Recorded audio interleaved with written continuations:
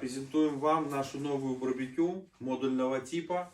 Выполнена эта конструкция на основе металлокаркаса. Как видите, здесь внутри футировка шамотными плитами. Преимущество данной конструкции то, что это максимально легкий вес. Выглядит она весьма массивно, современно. И в данном случае это исполнение сделано под чистовую отделку. То есть вы можете любыми материалами отделывать натуральным камнем. Может быть, это какая-то плитка широкоформатная, хоть мозаика, чем угодно.